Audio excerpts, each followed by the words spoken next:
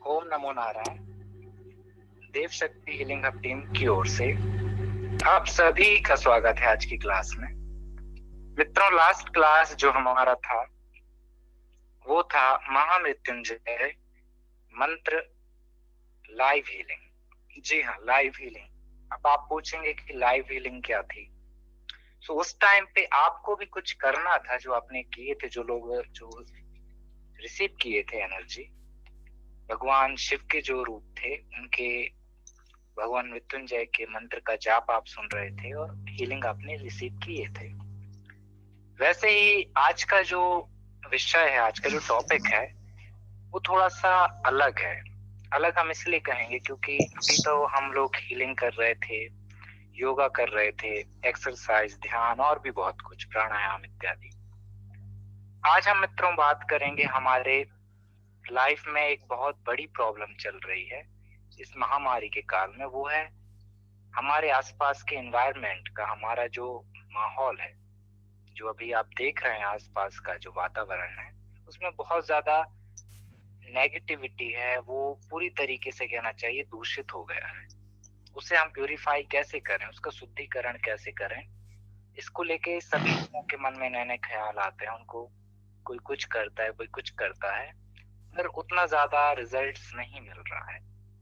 इसी को लेकर के आज हमारी टीम में और सर का, सभी का आज यही मत था कि आज का जो क्लास हो वो होना चाहिए कि हमारे आसपास के एनवायरनमेंट को हम शुद्ध कैसे रखें। तो पहला तो इस टाइम पे हम सभी को अपने आप को पॉजिटिव रखना है। पॉजिटिव अगर आप नहीं रहेंगे तो बड़ी समस्या हो सकती है। साथ में हमें अपने इम्यून सिस्टम को बूस्ट अप करना होगा योगा की हेल्प से। अच्छे जो फल हैं, सब्जी हैं और भी चीजें हैं, उनका सेवन करना है, अच्छा खाना खाना है, हेल्थ पे ध्यान देना। अब बात आती है कि आप वातावरण को प्यूरिफाई कैसे रखें, प्योर कैसे रखें। मित्रों, के आपने कभी सोचा है कि जब आप पूजा करते हैं उस टाइम पे आप अगरबत्ती जलाते हैं, सुगंधित धूप जलाते हैं, और लास्ट में जब कंप्लीट होता है तो आप कर्पूर यानी कपूर यानी कैम्फर जला करके आप आरती उतारते हैं।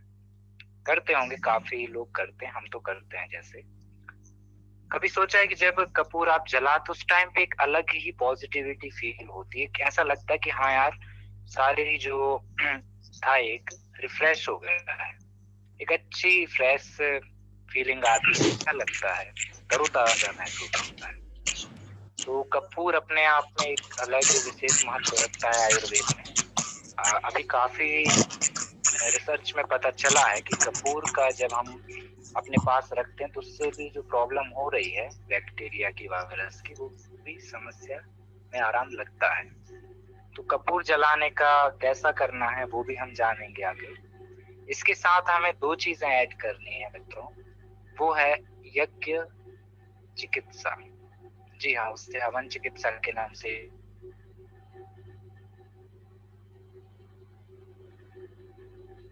भी।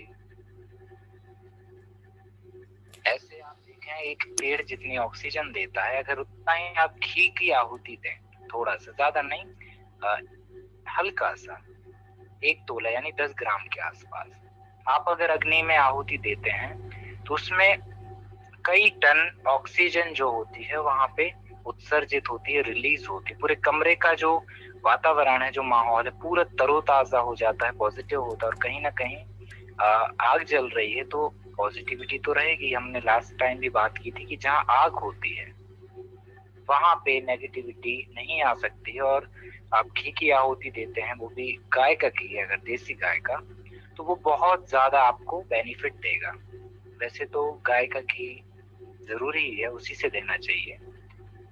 और हम जानते हैं कि और कैसे इसका प्रयोग करें, कब करें, और इसमें क्या आप इम्प्रूवमेंट कर सकते हैं जिससे आपका हेल्थ अच्छा हो, घर का माहौल अच्छा हो, घर में जो भी समस्या है बैक्टीरिया से रिलेटेड या थोड़ी सी भी नकारात्मकता है, तो हवन चिकित्सा से या यज्ञ चिकित्सा से आप कैसे उसे दूर करेंगे।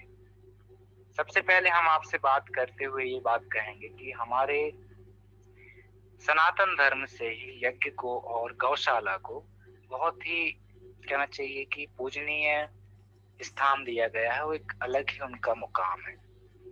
गौ का जो हमारे पुराने संत थे, ऋषि मुनि जो होते थे, वो एक गाय रखते थे, गौशाला रखते थे और साथ में यज्ञ की भी व्यवस्था होती थी।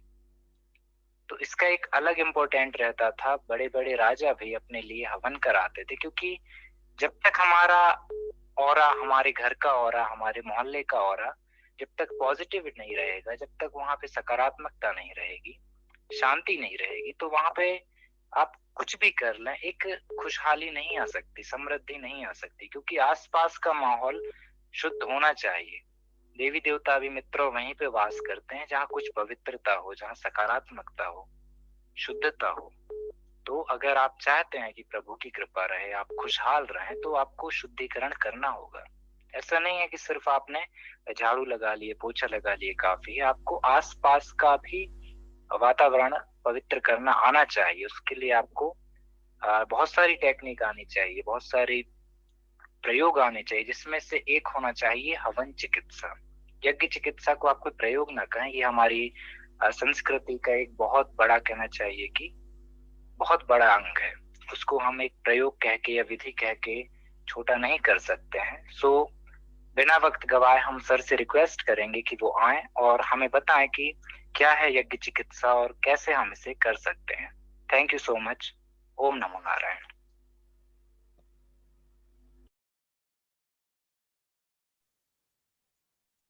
आत्म नमस्ते आप सभी को। देव शक्ति हीलिंग हब से हम रुद्रावी सिंह आप सबों का हार्दिक स्वागत करते हैं, अभिनंदन करते हैं। साधक मित्रों, जैसे कि आज के टॉपिक के बारे में शुभम जी ने क्लियर किया कि आज का जो हमारा टॉपिक है वो महामारी को देखते हुए एक विशेष टॉपिक पर हम आज बात करने जा रहे हैं। जो टॉपिक आज बात करने के पीछे लक्ष्य यही था कि हम आप लोगों को अवेयर करें कि हम लोग कोशिश करेंगे अपने घर में कुछ ऐसा काम करके, कुछ ऐसा करके जो इस जटिल समस्या से हम निजात पा सकते हैं और इससे मुक्त हो सकते हैं। दोस्तों, एक बात बताना चाहेंगे कि अभी के समय में बहुत सारी समस्याएं तो आ ही रही हैं। विडंबना ये है कि हम लोग अपने एज को क्रॉस करने के दौरान हम लोग अपने ब्रीदिंग पैटर्न को भी छोड़ चुके हैं। हम प्रॉपर रूप से श्वास नहीं ले रहे। एक तो प्रॉपर रूप से हम श्वास नहीं ले रहे, एब्डोमल ब्रीदिंग कर नहीं रहे, वातावरण में ऑक्सीजन की कमी है, पॉल्यूशन ज्यादा हो रहा है, और इसके ऊपर इतने सारे समस्याओं के ऊपर ये महामारी, फॉरेन पार्टिकल जो कहीं से आया और हम सभी को तबाह किए हुए है।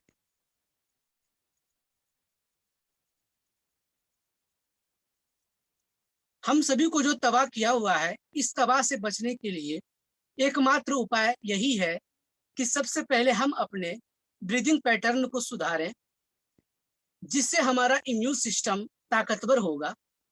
और दूसरा, जिस इन्वायरमेंट में हम रह रहे हैं उस इन्वायरमेंट की शुद्धिकरण। हम लोग बचपन से पढ़ते आ रहे हैं कि वातावरण की शुद्धि तभी संभव है जब हम आसपास साफ सुथरा रखेंगे और ज्यादातर प्लांटेशन करेंगे। लेकिन आज के युग में पॉपुलेशन बढ़ने के दौरान इतनी अंधाधुंध पेड़ों की कटाई हुई है, जंगल की कटाई हुई है कि ऑक्सीजन की मात्रा ऑलरेडी कम हो चुकी है। और आज हम सभी लोग देख पा रहे हैं कि ये कोरोना काल में ऑक्सीजन की कमी की वजह से कितने सारे लोग मारे जा रहे हैं, और सरकार भी ऑक्सीजन की आपूर्ति के लिए लगातार प्रयासरत है। दोस्तों, हमारे सनातन संस्कृति में जो गाय के घी का जो महत्व है, कहा जाता है कि अगर 10 ग्राम गाय का घी अग्नि में जलता है डायरेक्ट, तो 1 टन ऑक्सीजन उत्पन्न करती है। ये हमारा स्टेटमेंट नहीं, ये बहुत ही, ये रिसर्च अनुसंधान संस्थान का ये स्टेटमेंट है और ये ऊपरी बात नहीं है। दूसरी बात, जो हमारे वेदों में जो अथर्ववेद का महत्व है, वो ज्यादातर प्राचीन काल में जो महामारी, बीमारियां, अपना आत्मिक शुद्धिकरण, आत्म उत्थान को ही रखा गया है अथर्ववेद में। अथर्ववेद को हम लोग जादू टोना एवं तंत्र मंत्र वाला वेद के रूप में भी जानते हैं, लेकिन अथर्ववेद के संहिता में बहुत सारे ऐसे चिकित्सा प्रणाली को बताया गया है, प्राचीन चिकित्सा पद्धति, जिसमें कि आपको किसी भी वैद्य की आवश्यकता नहीं, कोई भी मेडिसिन की आवश्यकता नहीं, केवल आप अपने घर में आप स्वयं से अपना उपचार कर सकते हैं। इसी श्रृंखला में आज हम बताएंगे आपको कि यज्ञ चिकित्सा का कितना महत्व है। हम यज्ञ चिकित्सा का बात करेंगे, साथ में हम त्र्यंबकम होम की बात करेंगे, और फिर वातावरण की शुद्धि करने के लिए जो कुछ खास प्रकार का सामान है जिसका हम इस्तेमाल कर सकते हैं, हम उस पर बात करेंगे। 3 पार्ट में हम बात करेंगे। सबसे पहले हम आपके समक्ष, आप देख पा रहे हैं ये पुस्तक अथर्ववेद। इस अथर्ववेद के पुस्तक में आपको तीसरे सूक्त में, तीसरे अध्याय में 11वां सूक्त जो है, आप लोगों को पढ़ने में नहीं आएगा, मैं पढ़ के बताता हूं। इसमें देवता इंद्र बताया गया है, अग्नि बताया गया है और आदि बताया गया है। दोस्तों, हमारे शास्त्रों में अग्नि चिकित्सा का विशेष महत्व है। अग्नि चिकित्सा के साथ सूर्य चिकित्सा का प्रणाली बहुत ही विशेष महत्व रखता है। अथर्ववेद के तीसरे अध्याय में 11वें सूक्त में कहा गया है, कुछ स्टेटमेंट हम पढ़ के सुनाना चाहेंगे आपको। कहा जाता है कि हे व्याधिग्रस्त मनुष्य, मैं हवि के अन्न द्वारा तुझे उस यक्षा रोग से मुक्त करता हूं जो मेरे जाने बिना ही तेरे शरीर में प्रवेश कर गया है। राजा सोम को जिस राज यक्षा ने गृहीत किया था दीर्घ जीवन के लिए, उससे भी मैं तुझे मुक्त करता हूं।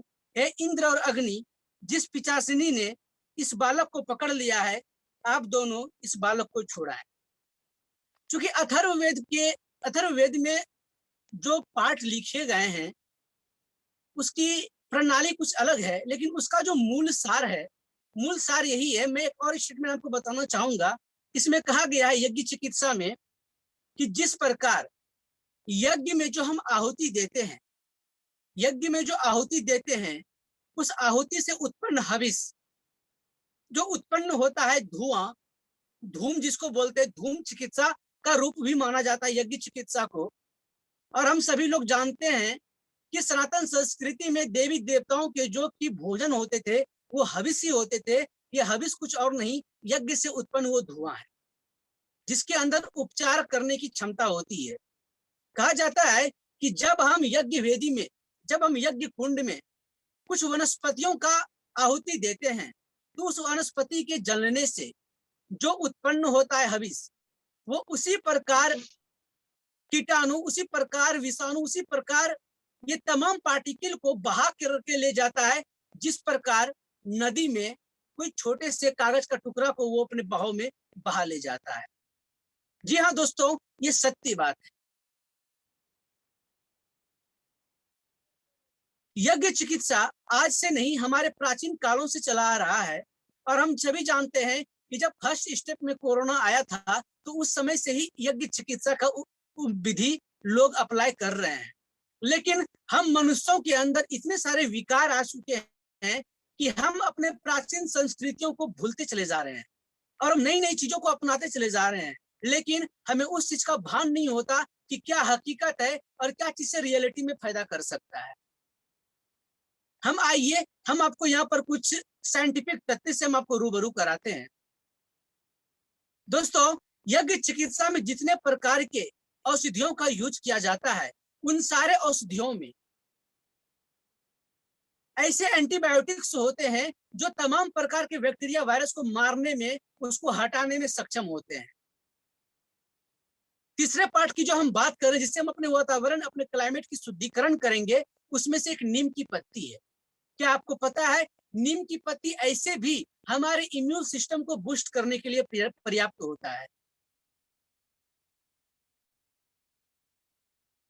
दोस्तों, प्राचीन कालों से जो साधु संत समाज जो हुए थे, जो हमारे पूर्वजों हुए थे, जो हमारे पितर हुए थे, उनके द्वारा जो ये धारणाएं, धारणा का मतलब अर्थ ही होता है दोस्तों ध्यान, धारणा, जो धारणाएं प्राचीन कालों से चला आ रहा है वो मिथ्या नहीं है, वो कोई आडंबर नहीं है, वो कोई धार्मिक चीजें नहीं है, वो आध्यात्मिक चीजें हैं, जिससे हम अपने जीवन का पुनरुत्थान कर सकते हैं, जिससे हम अपने जीवन का आत्मिक उत्थान कर सकते हैं। जो आप मार्केट में यज्ञ संविधा जो मिलता है, जब आप गायत्री यज्ञ संविधा जब आप लेते हैं और जब आप उसको आप गौर से पढ़ेंगे, उसमें आपको पता चलेगा कि 24 प्रकार के दुर्लभ वनस्पति का समावेश होता है उसके अंदर। और वो जो 24 प्रकार के जो दुर्लभ वनस्पति होते हैं, वो अपने आप में रहस्य रखता है। और उस वनस्पतियों में एक वनस्पति आपका नीम भी है। दूसरा बात कि कपूर, कपूर चिकित्सा का भी विशेष महत्व होता है, और गाय का घी। अगर कपूर को साइड में रखते हैं तो क्या पता है कि बहुत सारा अभी वायरल हुआ था हाल फिलहाल में ही, अगर आपका ऑक्सीजन लेवल कम हो रहा है तो कपूर, अजवाइन और नीलगिरी का ऑयल इत्यादि वगैरह आप स्मेल कीजिएगा तो आपका ऑक्सीजन लेवल बढ़ता है। आपने ये पढ़ करके अप्लाई तो किया, लेकिन कभी सोचा क्या ये कपूर क्या चीज है? दोस्तों, भगवान महादेव का, महादेव यानी कि शिव का जब हम पूजा करते हैं तो यही कहते हैं, ओम कर्पूर गौरम करुणावतारम संसार सारम भुजगेंद्र हारम। कर्पूर गौरम यानी कि कर्पूर के समान गौरव, गौरवान्वित होने वाले हे शिव। शास्त्रों में कपूर को हम साक्षात महादेव मानते हैं, जिनके पास जो शक्तियां होती है, भगवान महादेव ही संजीवनी की देवता है। अब सो जाओ, सुबह खेलना। कृपया आप सभी लोग अपना ऑडियो को म्यूट कर लीजिए, क्योंकि डिस्टरबेंस हो रही है। तो कर्पूर गौरम कहते हैं। सोचिए, कपूर हम इस्तेमाल कर रहे हैं, लेकिन कर्पूर गौरम को कभी हमने व्याख्या नहीं किया। दोस्तों, सब कुछ पहले से है, यकीन मानिए, प्राचीन काल से जो चले आ रहे हैं पीढ़ी दर पीढ़ी, उसी में सारे रहस्यों का सार है। जो जल देखते हैं, जिसको आप पीते हैं, जिसके पीने से आप जीवित होते हैं, क्या पता है जल जो है, जल के अंदर असंख्य बीमारियों को नाश करने की क्षमता है, और वही जल अगर दूषित हो गया तो कई समाज को समाप्त करने में सक्षम होता है। हकीकत में जल को रुद्रदेव औषधि के रूप में जानते हैं, भगवान महादेव के रौद्र रूप को हम उसमें मानते हैं। और यही जल चिकित्सा पद्धति, जल सूक्त जो हमारे ऋग्वेद एंड अथर्ववेद में उसका ट्रेसेस मिलते हैं, हम कभी आपको वो चीज पढ़ करके सुनाएंगे, दिखाएंगे। उसके पोस्ट हमारे फेसबुक पर पड़े हुए हैं, और जिसको कि हम लोग water experiment, water treatment, water charging technique जो हम रेकी की क्लास में सीखने वाले हैं, कि नॉर्मल जल को हम ब्रह्म जल में कैसे तब्दील करें। फिर ज्यादा समय ना लेते हुए हम बात करेंगे यज्ञ चिकित्सा की। हमने बात किया कि जो हम घी की आहुति देते हैं और जो हम उसमें से आम की लकड़ियां इस्तेमाल करते हैं, क्या पता है कि एक आम के पत्ते में इतने प्रकार के केमिकल्स पाए जाते हैं कि वो केमिकल्स हमारे जीवन के विभिन्न प्रकार की बीमारियों का सॉल्यूशन देने में सक्षम होता है। दोस्तों, ये आयुर्वेद का शास्त्र है, आयुर्वेद का विज्ञान बहुत बड़ा विज्ञान है। इसको समझ पाना, इसको स्टडी कर पाना, शायद हमारी पूरी जिंदगी कम पड़ जाए। आम की लकड़ी का इस्तेमाल होता है, और ये आम की लकड़ी में हम पहला जो इसमें यूज करते हैं वो गाय का घी। सोचिए, जब एक तोला यानी कि 10 ग्राम घी की आहुति होती है तो 1 टन ऑक्सीजन उत्पन्न होता है। तो सोचिए, जितने लोग अभी हम लोग जूम पर मिले हुए हैं, अगर एक ही दिन में, एक ही टाइम पे अगर सभी लोग हम लोग घी की आहुति दें, तो सोचिए कि हम इस यूनिवर्स के लिए हम कितना ऑक्सीजन का उत्पाद करेंगे, जो कितनों के जीवन को बचाने में सक्षम होगा। हम यूनिवर्स की सेवा कर सकते हैं, हम इस दुनिया को बचा सकते हैं, लेकिन उसके लिए एक आदमी के करने से नहीं होगा। हमें हर लोगों को जुड़ करके एक साथ कार्यरत रहनी होगी और काम करनी होगी। वातावरण की शुद्धि में 4 प्रकार की सामग्री का पत्तियों की आहुति, दूसरा है आपका राई के बीज, तीसरा है आपका सरसों के बीज, सरसों में आप ब्लैक सरसों का इस्तेमाल करेंगे, चौथा में सेंधा नमक। जी हाँ, सॉल्ट जो होते हैं, जो रॉक सॉल्ट की टाइप के आते हैं मार्केट में, जिसको कि हम लोग उपवास के समय में भी यूज करते हैं, सेंधा नमक। ये 4 प्रकार की सामग्री से यदि आप आहुति देते हैं तो आपके आसपास का इन्वायरमेंट जो है वो शुद्धिकरण होती है। वहां जो भी प्रकार के फॉरेन पार्टिकल है वो दूर जाता है, यानी कि वो मर जाता है या फिर वो हमारे संपर्क क्षेत्र से बाहर चले जाता है। और जो हम घी का इस्तेमाल करेंगे वहां पर उस यज्ञ आहुति में, तो हम उतना ऑक्सीजन का उत्पाद करेंगे जितना कि घी की हम आहुति देंगे। दोस्तों, यहाँ पर घी का चुनाव भी आपको सही करना होगा। ऐसा नहीं कि आप कोई भैंस का घी इस्तेमाल कर लिए, जी नहीं। कोई लोकल कंपनी का भी घी आप इस्तेमाल ना करें, क्योंकि क्या पता वो कैसे बना रहा है, हमने देखने तो नहीं गए। अगर आपको मिल सके तो देसी गाय का घी का इस्तेमाल कीजिए। देसी गाय का घी एक अपने आप में औषधि है दोस्तों। आपके गला की खराश, श्वास से रिलेटेड सर्दी, खांसी, जुकाम, इसके लिए ये रामबाण औषधि है। कभी हम नेक्स्ट टॉपिक पर हम चर्चा करेंगे इसके विषय में।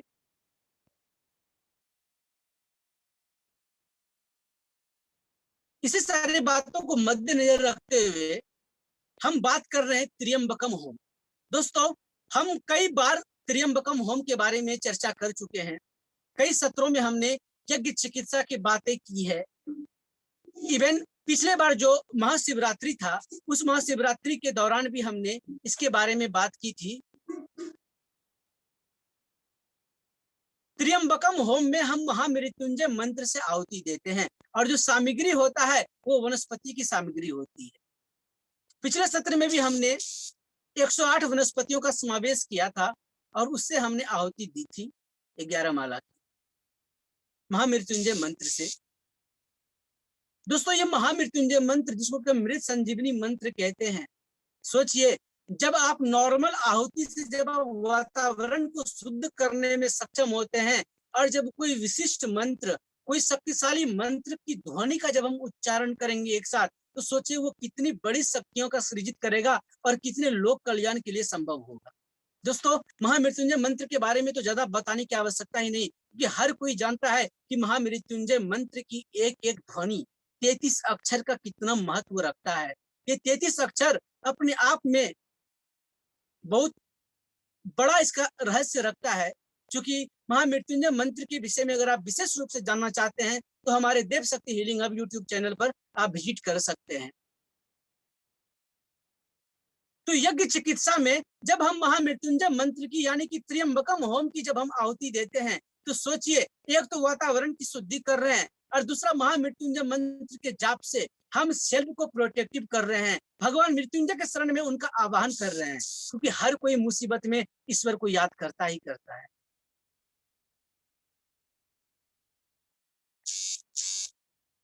और जानते हैं 350 अल्टरनेटिव मेडिसिन थेरेपी में साउंड चिकित्सा, म्यूजिक थेरेपी का अपने आप में अहम रोल है।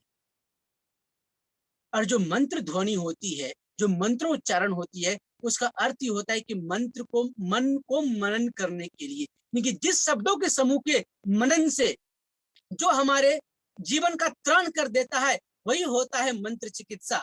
और जब हम उस मंत्र की उच्चारण करते हैं, जो उसकी ध्वनि निकलती है, वह ध्वनि कहीं और नहीं, हमारे बॉडी की एक एक सेल्स पे वो वर्क करती है और हमें वो प्रोटेक्ट करती है, हमें वो ऊर्जान्वित करती है, हमें वो शक्तिशाली बनाती है। और जब विशिष्ट सामग्री से जब हम आहुति देंगे, तो सोचिए कि हम अपने जीवन का कल्याण करने के साथ ही हम लोक कल्याण के लिए हम कितने बड़े कार्य कर सकते हैं। दोस्तों, हवन चिकित्सा से कई क्षेत्रों में लाभ है।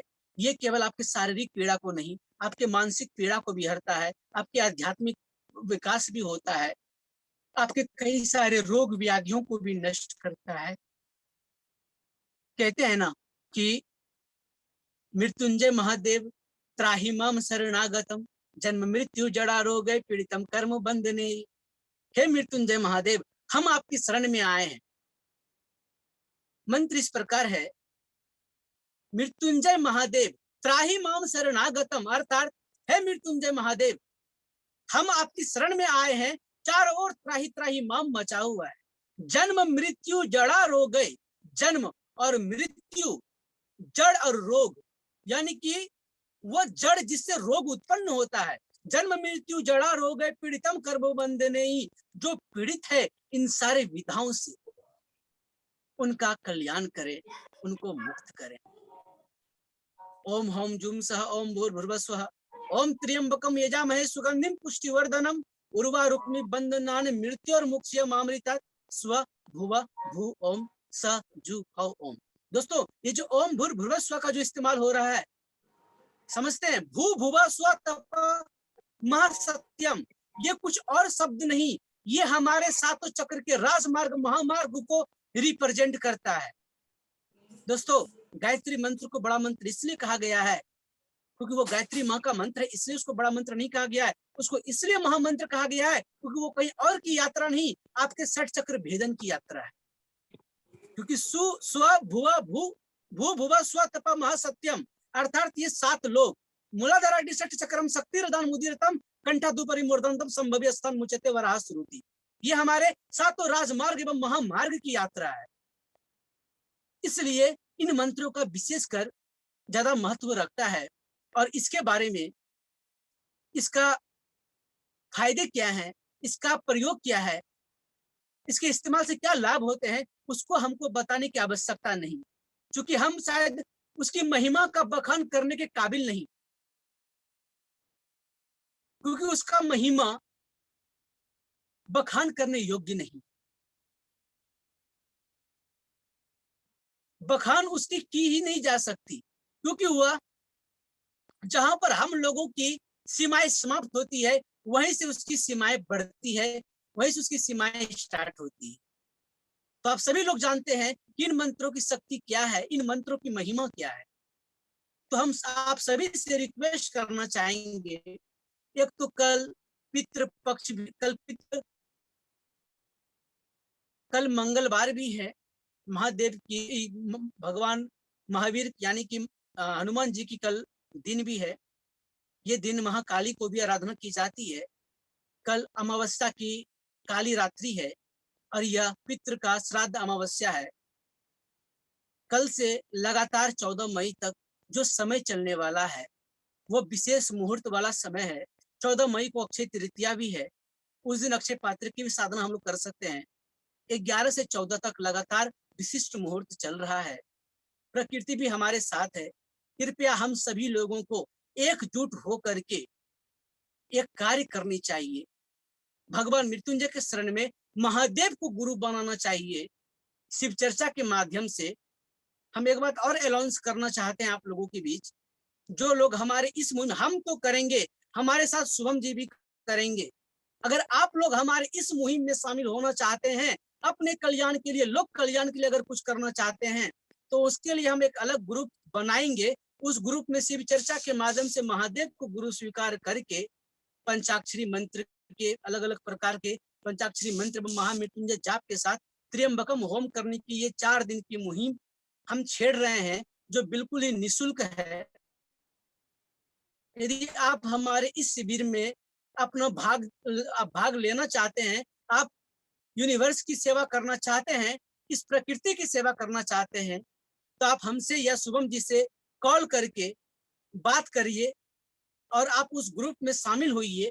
और हम लोग एक छोटी सी कोशिश करते हैं, इस महामारी के समय में लोक कल्याण के लिए कुछ छोटा सा योगदान हम दे पाए।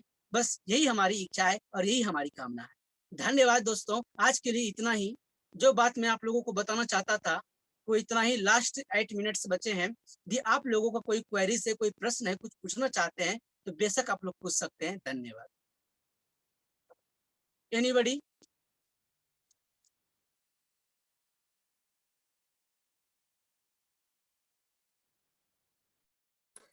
रुद्र जी।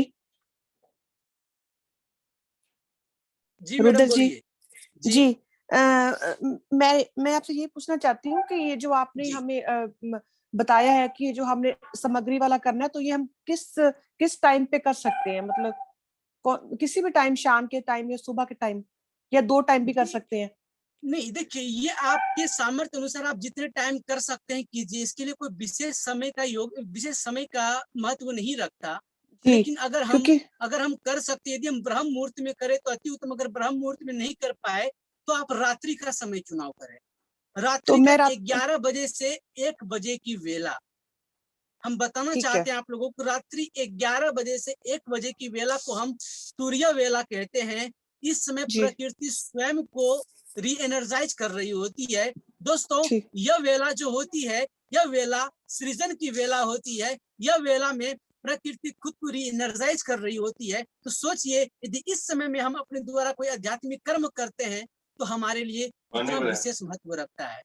तो रात्रि का तो समय फिर चुनाव हम कीजिए। इसको ठीक। जी, तो और इसमें हम ये मतलब बाहर जाके करना है, अपने गली में जाके, टेरेस पे जाके, या घर के कोई अंदर? बात क्योंकि नहीं। मैं तो आप अपने घर में कीजिए, आप अपने बालकनी में कीजिए, आप अपने छत पे कीजिए, ठीक कहीं है, भी कीजिए। ठीक है। लेकिन जो उधर हविस जो उत्पन्न ठीक। होगा वो तो फैलेगा ही फैलेगा एयर में, जी जी जी है जी ना? जी जी जी बिल्कुल। मैं चलिए। जी ठीक है। मैं तो वैसे घर पे मैं डेली करती हूँ, 1 हफ्ते से जी, लगातार, मेरे को 10 जी, दिन हो गए मैं कर रही हूँ। पर मैं उसमें देसी जी, घी नहीं डालती थी, मैं अब वो भी डाल दूंगी, क्योंकि मेरे पास देसी जी, गाय का घी है मेरे पास। जी, जी, जी, जी। ठीक है, धन्यवाद रुदा जी, धन्यवाद। Welcome, welcome. ओके। एनीबॉडी, कोई प्रश्न है तो आप लोग पूछिए। हेलो, हेलो, नमस्कार सर। नमस्कार। सर, इसमें जो सामग्री है वो प्लीज आप ग्रुप में डाल देंगे? जी जरूर, हम सामग्री का लिस्ट हम डाल देंगे। और जो यानी कि क्लींजिंग के लिए कौन कौन से सामग्री की विशेष भूमिका रहेगी, हम वह भी लिख देंगे। और रेडीमेड हवन सामग्री, गायत्री हवन सामग्री आपको मार्केट में अवेलेबल आसानी से हो जाएगी। अगर नहीं भी मिलता है तो हम अपने घर में कैसे बनाए हवन सामग्री, हम इसका भी विधि आप लोगों को बताएंगे। और हाँ, जी यज्ञ चिकित्सा में गाय के गोबर की उपला का इस्तेमाल जरूर करें, क्योंकि सर। शुद्धिकरण के लिए गाय का उपला का भी विशेष योगदान है। अब सर, मैंने आगे आपको मंगवाए तो हैं, सोम जी जैसे गाइड करेंगे। हाँ, धन्यवाद। मैंने उपले मंगवाए थे, लेकिन ना अभी मालूम नहीं कि वो कि मैंने बोल के तो यही भेजा था कि गाय के, बट वो इतने हार्ड हैं और समझ नहीं आता वो ओरिजिनल गाय के हैं या नहीं।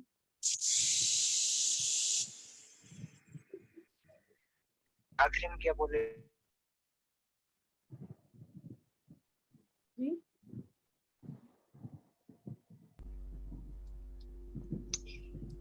ओम नमो Narayan. Thank you so much sir, आप सभी का thank you, Devshakti healing hub team का थैंक यू। आप सभी को आज पता चला कि कैसे भगवान मृत्युंजय की हेल्प से, उनकी कृपा से हम अपनी प्रॉब्लम को सॉल्व करेंगे। और हवन चिकित्सा के बारे में तो हमने सुना ही।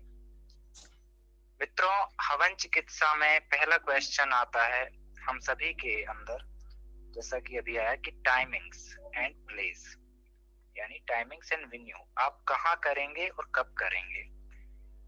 तो हमारा मानना है कि कोशिश करेंगे हम सुबह का, नहीं तो हम कोशिश करेंगे थोड़ा लेट नाइट हो, क्योंकि जितना शांत माहौल होगा उतना ही हमें अच्छा फील होगा। तो या तो आप अर्ली मॉर्निंग में कर लें या थोड़ा लेट नाइट में करें। कितनी देर करना है, तो हम तो कहेंगे कि आप जिस मंत्र से करेंगे, जिसका जो भी इच्छा रहती, काफी लोग शिव के मंत्र से करते हैं, काफी लोग गुरु मंत्र से करते हैं, काफी लोग अपने अपनी इच्छा के अनुसार करते हैं हवन, या जो त्र्यंबकम होम जानते हैं वो उससे करेंगे। तो आप कोशिश कीजिएगा कि कोई अच्छा मुहूर्त है, जैसे कल सर ने बताया बहुत अच्छा मुहूर्त है, तो उस टाइम पे अगर आप करते हैं तो कम से कम 108 यानी 108 आहुति आप दीजिए। और इसके अलावा आपको कुछ और देना है। काफी लोग क्या करते हैं, अपने अपने अलग अलग चीजों की फिर आहुति देते हैं, अलग अलग वो साधनाएं करते हैं, तो वो घी से आहुति दे सकते हैं। ऐसा आप कीजिए। और साथ में हम बताते हैं एक प्रयोग कि कपूर जो है, मित्रों डेली आप कम से कम आरती के बाद भगवान की कपूर से आप ईश्वर की आरती उतारें क्लॉकवाइज 7 टाइम्स। आप जिस इष्ट को मानते हैं, शिव के मंत्र से या फिर कोई भी आपका मंत्र है उससे, और उसके बाद एंटी क्लॉकवाइज आप अपनी आरती उतारें। इससे आपका जो ऑरा है वो स्ट्रांग होगा दिन ब दिन। ये अग्नि चिकित्सा कह लें, आरती चिकित्सा कह लें, जो भी आप कह लें, ये उसका एक छोटा सा पहला प्रयोग है पार्ट 1 में। जब आप इसके आगे जाएंगे, जब आप हवन चिकित्सा में जाएंगे, मंत्र ध्यान में जाएंगे, त्र्यंबकम होम करना सीखेंगे, तब आपको इसके आगे के प्रयोग बताए जाएंगे, जो कि रुद्र सर आपको गाइड करेंगे इन फ्यूचर, जो कि देवशक्ति एससीएल प्रोग्राम के माध्यम से ही होना है। सो आप सभी से रिक्वेस्ट है कि जो हमने मुहिम छेड़ी है हीलिंग के साथ, अब हम नए नए टॉपिक पे काम करेंगे। आगे चल के हमें सर ने बताया है कि शिव चर्चा के माध्यम से और भी बहुत सारी चीजों के माध्यम से धरती माता के लिए, समस्त प्रकृति के लिए हम डेली प्रार्थना करेंगे, डेली नए नए प्रयोग करेंगे, ताकि जो समस्याएं आई हैं, प्रॉब्लम्स आई हैं, वो जल्द से जल्द सॉल्व हो सके। तो आप सबसे रिक्वेस्ट है, हम तो सेवा के लिए हमेशा रेडी हैं, ऑलवेज, डे हो नाइट हो, कभी भी हो। अगर आप भी जो भाई बहन कुछ करना चाहते हैं, किसी के काम आना चाहते हैं, अगर आपको लगता है कि आपको आगे आना है, कंटिन्यू करना है, तो आप हमसे संपर्क करें। जैसे हम कर रहे हैं वैसे ही आपको करना है, आपको अपने समय पे अपने हिसाब से करना है। बाकी यही हम कहेंगे कि अगर आप आ सकते हैं, आपके दिल से इच्छा हो रही है कि आपको कुछ करना है लोगों के लिए, आप भी सेवा करना चाहते हैं, तो बिल्कुल आप इस मुहिम में हमारे साथ बने, इसका एक हिस्सा बने, आपका स्वागत रहेगा। उसके लिए आप सर से हमसे कॉल कर सकते हैं। आपको